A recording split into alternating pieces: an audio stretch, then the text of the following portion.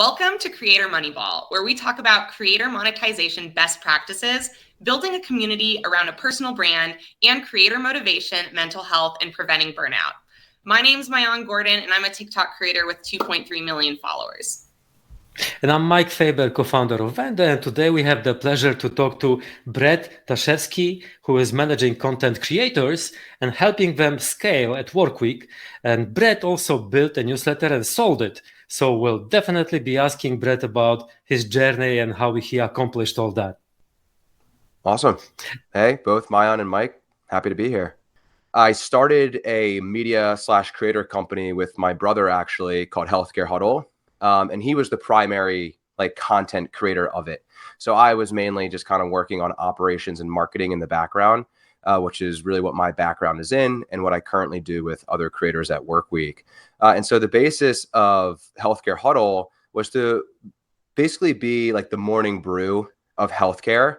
And then we kind of more leaned into having Jared, who's my brother, as the individual content creator of that newsletter, which is what, of course, we're seeing right now with a lot of Substacks and a lot of Beehive newsletters and whatnot. And we were, I guess, like to say, kind of ahead of the game or right just in time, because we started Healthcare Huddle December of 2019. So right before the pandemic came, which is when we saw a lot of content creation start to blow up just because people were stuck at home. They wanted, an outlet. And of course, there was TikTok, there was YouTube, there's Twitter, there's LinkedIn, and everyone just got creating. So we started to build that up. And of course, since we were writing about healthcare content, we started to gain traction just because obviously the pandemic was going on and everything was very relevant as it pertained to healthcare. And so we actually started to build out a team a little bit to help out grow on social media. And I was helping to run our Instagram, which we were able to grow to 10,000 followers pretty organically. And we were using that as our top of funnel to help grow the newsletter. And from there, we just started to build out this healthcare content sphere, which we saw a gap for. The original idea came from my brother who was in med school, and he recognized that everyone there knew a lot about the human body systems, but they didn't know about the healthcare system. And so the content for Healthcare Huddle started to revolve around that. In May of 2021, we got in touch on Twitter with Adam Ryan, who was the past president of the Hustle newsletter, which was another newsletter similar to Morning Brew, a daily newsletter. And he just left the Hustle and was kind of looking around for different brands, different types of creators. And we stood out to him. And he came on and joined us as an advisor. And he ultimately had this idea to start this company called Workweek. Adam Ryan's the CEO of Workweek, co-founder, and saw us as a viable partner to join what essentially would be Workweek as one of the brands, and for Jared, my brother, to join as the content creator. And then I would join as a full-time operator at Workweek, basically doing what I've been doing at Huddle, but to help other brands that we would then build out grow. You said a bunch of really interesting things to me. One of which is that you used Instagram as a top of funnel for your newsletter. Now, in my experience, Instagram can be challenging in terms of getting people to click on links or having that sending traffic to a new place. So maybe you could just share some of either the strategies that you use to make that effective, and then also give us a little context, how many newsletter signups were you driving from Instagram? It worked out really well for us at the time because of who we were targeting. And I think that if you're a creator who's, has a presence on social media, whether it's Instagram or TikTok, or if it's Twitter, if you understand who you're targeting, then certain mediums are going to work better as a top of funnel. So at the time when we started Healthcare Huddle, we were mainly targeting students, right? We were mainly targeting nurses. And we have since adjusted that strategy, which I can get into, to target more, doctors and hospital execs. And that's why we have since shifted our strategy away from Instagram. But because we were targeting students, that demographic was on Instagram. And it served as a really great place to reach those individuals. And we were producing really great Instagram content that was visually appealing, that was super concise, and it was attracting that audience. And then so through Instagram stories, we were essentially promoting the newsletter. And at the time, there was no way for us to include a link in stories unless we were verified or had a certain number of subscribers. So what we would do is there was a question feature on Instagram. And so we would basically do like a preview from the newsletter or post some form of like really high impact content. And then at the end, there would be a CTA to basically sign up for our newsletter. And in the question feature in the story, we would say, would like interested in signing up for a newsletter. And then users could then add in their email, and then we would manually input the email into our website to have them sign up. So like we were doing a lot of like bootstrapping type work. And then we would also DM a lot of our followers. So we spent a lot of time there DMing our followers. And we ultimately were able to amass some 1,500 subscribers just through Instagram, which is really great. But I feel like while that's a great accomplishment, what I'm seeing now with creators amassing thousands upon thousands of subscribers through Twitter or through LinkedIn, it's just like a different environment now. And there's so many different types of strategies that have emerged, which is for the better. So if I were to restart, and let's say right now with our strategy with Healthcare Huddle, or if I'm more of like a businessy creator, I'd probably start to be producing content on Twitter and LinkedIn, and then using that as a top of funnel to get people to sign up for my newsletter, because it's expensive to do paid growth, or not everyone really fully understands it if you're an individual creator. Now, if I was a lifestyle content creator, like maybe I'm posting about coffee on Instagram or TikTok, that is a great place, obviously, to reach the proper audience, and then leveraging that to then funnel them into your newsletter if you follow the proper strategies. So that's kind of a little overview of how we worked there. And then we've since kind of faded out the Instagram a bit, but it still serves as a driver for us because we have paid growth that's live. I love that. And I just want to summarize and highlight some things that I think are really, really valuable for the audience listening and watching to note, which is you started out with a pretty manual method. And for me, I also find that's probably the most effective way to get started. Like if you're not someone who already has a huge audience, and you post content on any of those platforms, Twitter, LinkedIn, Instagram, it's probably not going to be seen by too many people. And so having some type of, I love it, the question answer, and then allowing them to opt in by giving their email instead of having to click a link. Actually, sometimes psychologically, people are more willing to just respond in platform, but give you the email versus click a link and leave the platform. So I just want to highlight that if you're struggling to get started, that's an excellent, excellent way to do it. And I really appreciate you like being willing to share that tactic and method. And then also the fact that where you start is not where you end up. So I heard you say that you already have adjusted like your strategies. And I think that that's something that's really, really common and should be expected. There is no one answer for how to build a following, an email list, build anything. There's different stages as you kind of see results and see progress. So I appreciate you sharing such valuable insights there. Of course. You've mentioned that you have been managing the business side or the operations side of your creator business. So what exactly do you do, and what can you do for creators now at Workweek? Workweek is essentially a collective of industry experts. So our co-founders, Adam Ryan and Becca Sherman, they like to say, if Bloomberg and Barstool had a baby, that was their first pitch to us when they were trying to basically acquire Healthcare Huddle and have it be one of their brands. And so you basically take like the strong business analysis that you get from Bloomberg and pair it with like the personality forward aspect of Barstool, right? I know Barstool can be controversial, but they do a really great job at having personalities at the forefront of their content.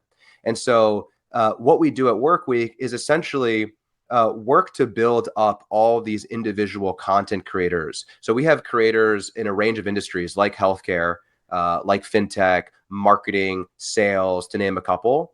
And each creator has a newsletter, whether we acquired their existing newsletter and helped it grow and restructure, or there are some creators that we have that we just knew on social media that we saw we could, we could build a really great brand around them. And then we would start a newsletter from scratch with them. Some creators also have podcasts, and then we're leaning heavily into courses and communities.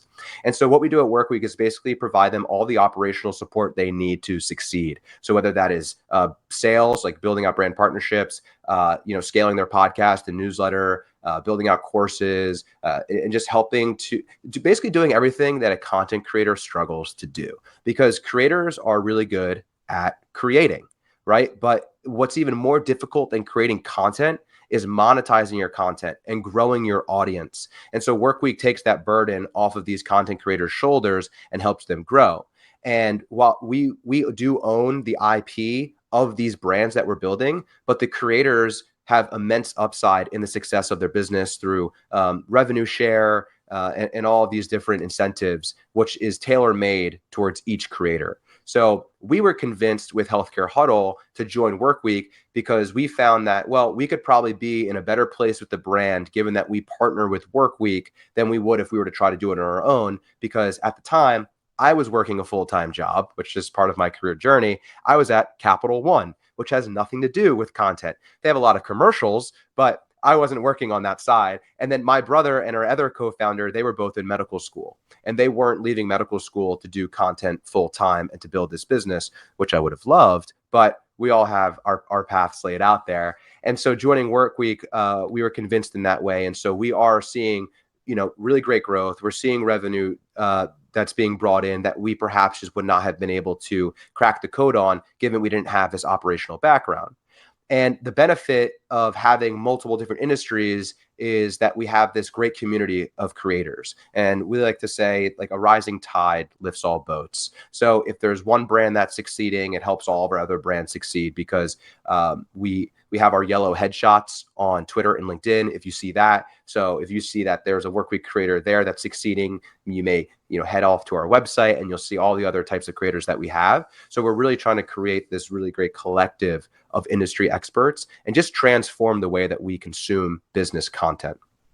Now, what I specifically do at Workweek as a creator manager, so I started out kind of as a Swiss Army knife at the company. We're a startup, we're growing, and was just doing dipping my toes into a bunch of different areas. But now as a creator manager, I'm on what we built out as the creator success team. And so we work with each of our creators very, very closely on like their day-to-day operations. And we do a lot of coaching and mentoring with the creators. So for example, if the creator has been working with the podcast team on a schedule for their podcast and certain content, I'll work very closely with the creator to ensure that they're on top of their cadence and getting things out when they need to get it out. And then obviously work very closely with our operations team to ensure that they are feeling supported with what they need from the creator. So it's kind of like we serve as like the middle person there. And then just coaching the creators through a lot of the struggles that they may face, whether it's burnout or whether it's, just general morale, or, hey, I have a course that's coming up. I worked with the marketing team to promote it in my newsletter, but I want to try it out on social media. What are some tips there? So that's kind of where my day-to-day has lied. And I really enjoyed it because I still get to be a Swiss Army knife. I get to lean into like my generalist mindset. And so I'm not pigeonholed into a certain area, like I just do podcasts or I just do marketing or I just do events and whatnot. I touch all those areas and work with our leadership team that oversees those areas to really help our creators scale and become the best creators they can be in their respective industries. Coming back to the journey, I'm curious, what were some of your biggest struggles in, let's say, either upskilling or just generally struggles that you faced on this journey? And what are some of the things that really contributed to your success so far? A lot goes back to my experience building Healthcare Huddle for the year and a half that we were doing it by ourselves. And, you both know, just like being an entrepreneur and working to grow yourself and your business, it does require you to be a generalist and learn a lot of different areas very quickly. And a lot of different challenges come up in various areas. So I feel like that year and a half really trained me for those types of challenges in that type of environment and kind of got me addicted to it. So I really do love what I do and that context switching, that if I were to be in any other role where it's a bit slower paced and whatnot, I may find that I'm a bit bored. And so I applaud creators who are doing it on their own, because they're not only doing the things that I'm helping out with and that Workweek is helping our creators out with, but they're also creating content at the same time. You got this really core benefit from building Healthcare Huddle that wasn't just the newsletter. It was the skill you developed in building the newsletter that made you more capable at what you're doing now. And that's something that I really, encourage all creators to have a mindset around, which is, hey, it's not just about the outcome of the content that you're creating. It's about the outcome internally of what creating the content does to you. A lot of creators deal with burnout, and I know that we'll eventually talk about that. But a big point is that internal aspect and like understanding the why of what you're doing and just the carve out value with everything that you're doing. So, oh, that video flopped or that post flopped or the newsletter had a poor open rate. But think about all the work that went into getting it out, which will just propel you forward with every other piece of content that you do later down the line. So carve out the value in all the tasks that you're doing, whether you enjoy it or not. There's value that's helping you become a better individual and a better content creator. So one thing I wanted to ask you is, do you still see newsletters and email marketing as like the major channel for monetizing content and as a major channel that brands want to use? And also, do you see those skills as something that every creator on Instagram, YouTube, Twitter, LinkedIn should develop? Because we talk a lot about off-platforming, getting people on an email list. And I guess that is the skill that you developed yourself. And now you are maybe teaching and coaching other people how to do that. Yeah, I'm really glad you asked that, because I was just talking to someone about newsletters. And I live in this Twitter bubble and this newsletter bubble where newsletters are a thing that's like a no-brainer for brands and for individuals. And the main benefit of having your own email list, right, from a newsletter is that you own your audience list. So if you're building on social media like Twitter, TikTok, Instagram, even YouTube, you are building on rented land. So there's a lot of issues right now that have yet to be solved with that, but you're building on rented land no matter how hard you work to build that following. And so if there's an algorithm shift, or if you do something that breaks the community guidelines, you're off that platform and there goes your audience. But if you had your audience sign up for a newsletter and you had their emails, I mean, you own that forever, and you can consistently interact with them and sell products to them and promote stuff through that medium. And so email is not going anywhere. So I do think that we're still in the early stages of newsletters. And there's a lot of great platforms out there that are making it super easy for content creators to start newsletters. And you don't need to publish every day. You don't need to publish every single week. But if you have this consistent owned interaction with your audience, then it's really beneficial to you in the long term as a content creator to just kind of help you disconnect from the platforms and not feel like you're chained there.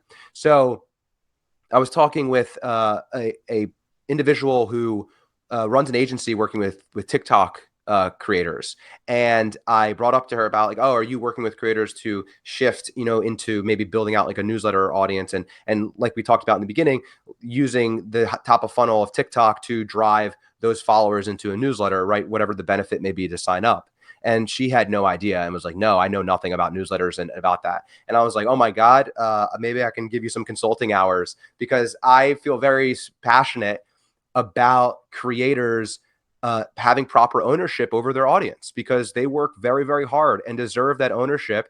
And there's so many benefits that come from it. So I work a lot with business creators, but I feel like I'm a creator economy generalist. So I want to use an example of a more lifestyle type creator. If I'm a lifestyle type creator who posts a lot of running content, right, and I have an audience on TikTok of 200,000 subscribers, well, maybe I'll start a newsletter, maybe just a once a month newsletter where it's like Brett's running newsletter. And I talk about some of the trails that I recently ran. And here are some of the best pieces of gear that I bought or am wearing. And here are some of the top 5 resources to improve like your running. That is a benefit of me as a follower on TikTok to want to subscribe to your newsletter, given that I am a runner and am interested in that. And so I'll subscribe to your newsletter. And then maybe down the line, as you keep growing, you start to sell merch, or you sell your own type of like energy gel or something of the sort. So email marketing is incredibly important.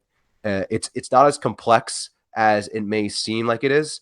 And it's definitely something that content creators should be leaning into. I wouldn't stress and like rush into it, but definitely start to build up a list, and you can figure out your cadence down the line.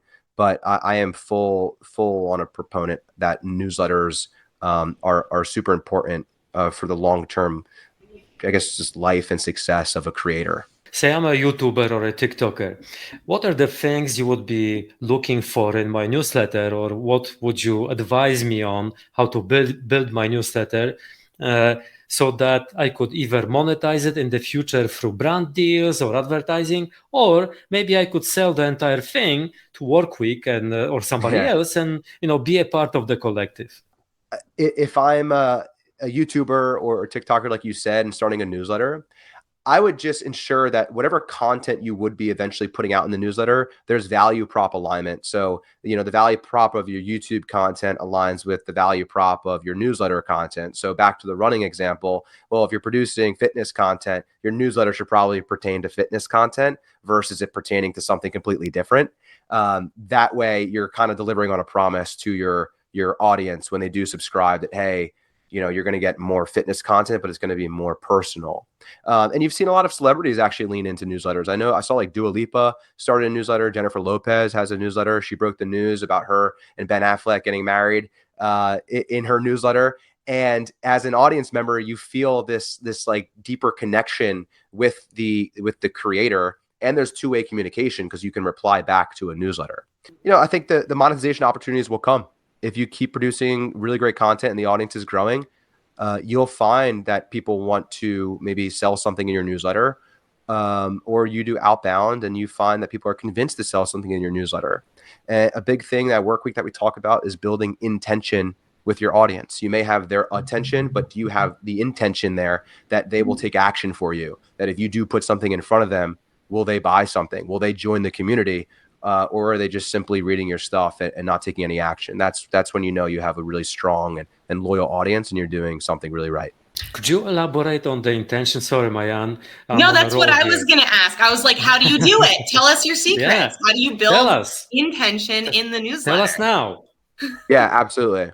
So as I mentioned, intention is when your audience will take action for you, right? So if you put out, let's say you're a sales newsletter and you're have an advertisement in your newsletter for Salesforce, that some of your audience actually ends up signing up for Salesforce because you were the one promoting it.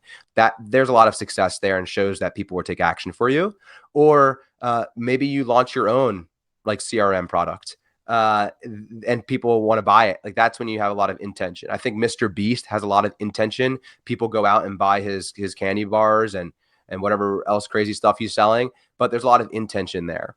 And the way that you build intention is just having consistent connection with your audience and consistently delivering on the promises that you stated. So if you say, hey, I'm going to be emailing you twice a week, and on Tuesday you're going to receive this, and on Thursday you're going to receive this, and every single week for a long time you keep delivering on that promise and you delivering that high quality content, your audience starts to feel like a nice deep connection with you, and they see you as like their key source of information, right? And then you ultimately want to take action with them. So I know some of my favorite creator economy newsletters. One is like The Information. Kaya Uref, she writes a really amazing creator economy newsletter, and she delivers every single day really top quality content. And when she ultimately does promote something, I'm pretty intrigued to like want to go to their creator economy summit that they're hosting in Los Angeles. And she does a great job at building that intention with the audience. So it's just about like consistently delivering on what you promised the audience. And then keeping that really tight connection. And so even, making sure that you're replying back to emails, which I know can be a lot as your list grows. It's the same idea on social media, replying to comments and replies, right? If you have the time to, I know sometimes I forget to do it, but do it because you're showing that, hey, I care about what you said. And it just builds that deeper connection. So down the line, if you're selling something or having something to promote or an event, like people are choosing to want to go to it and be there with you.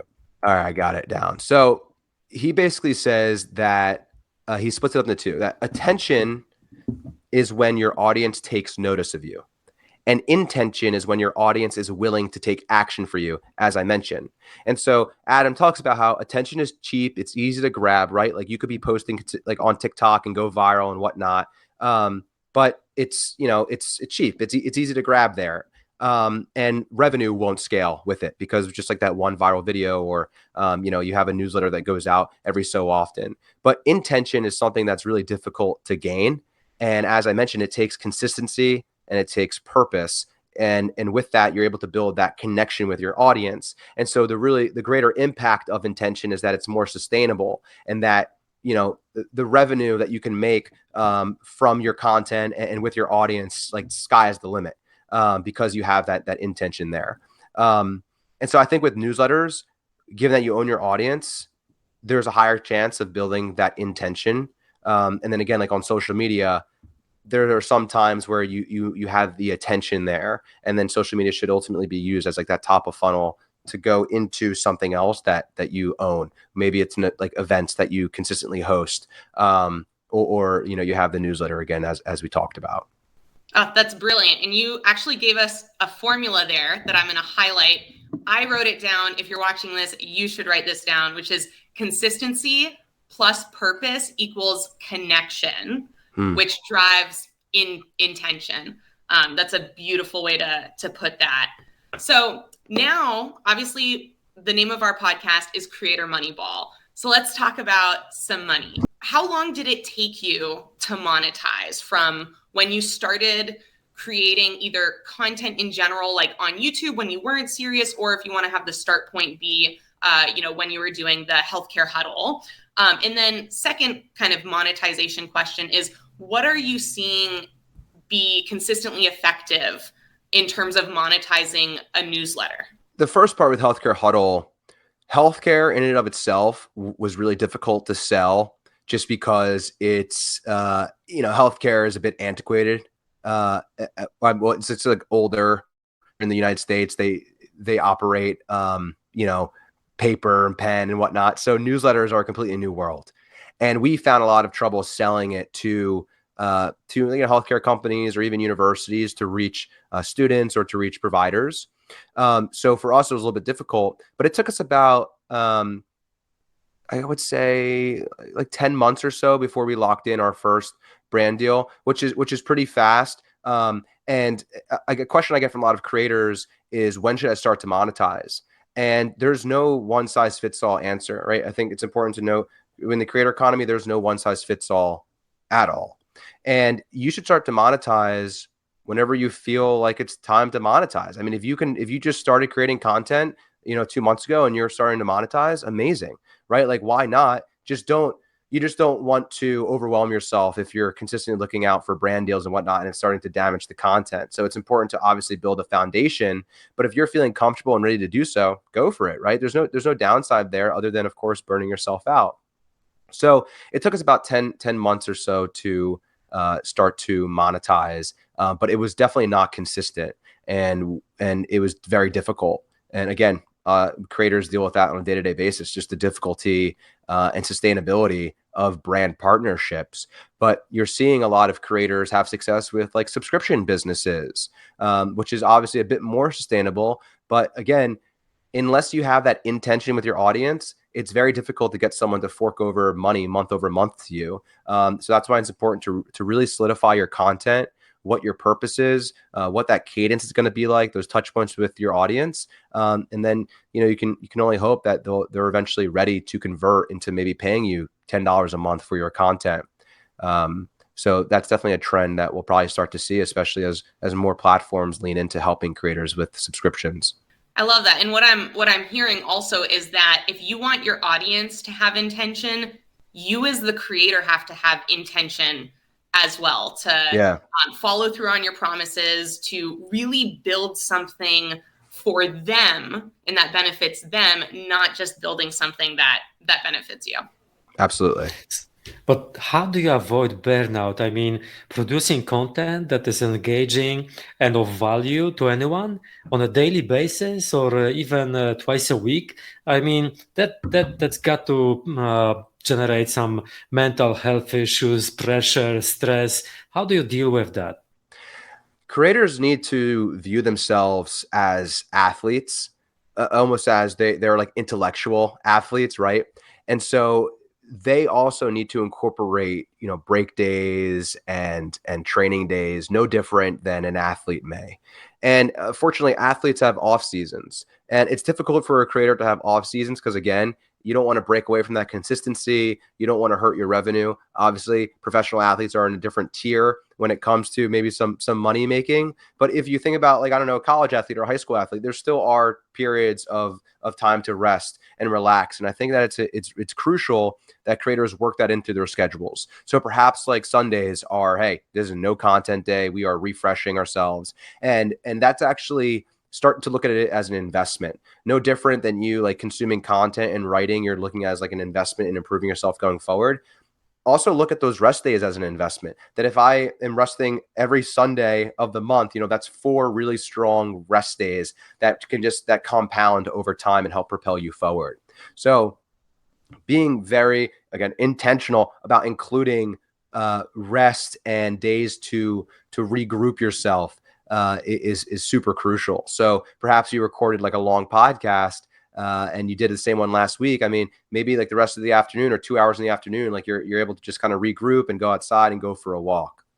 And also having very strict routines helps keep your weeks pretty standard, which prevents you from being like all over the place. So no different than how you may like wake up and make your bed every morning. What are you doing before you publish your content? How do you consume information? So if I'm a business creator, let's say I'm a healthcare creator at work week, on maybe Mondays are my day to consume like all the news that's going on in the healthcare world. And then Tuesdays are my writing days, right? So maybe you want to call it like Mondays are, I don't know, morning Mondays or something. And in the morning you consume your content, and Tuesdays are your typewriter Tuesdays where like you're typing out your content and all that. And if your weeks are pretty standardized, you know what each day is going to allow for. And I think that that's also really important to do, and to have those routines in place, to have those I guess rituals is what I would call it. So, Michael Phelps does certain things before he performs or practices. You should be figuring out what your rituals are before you also go ahead and record or write your content. And then just as important as pre-publishing rituals and routines are, you also need to have post-publish rituals and routines.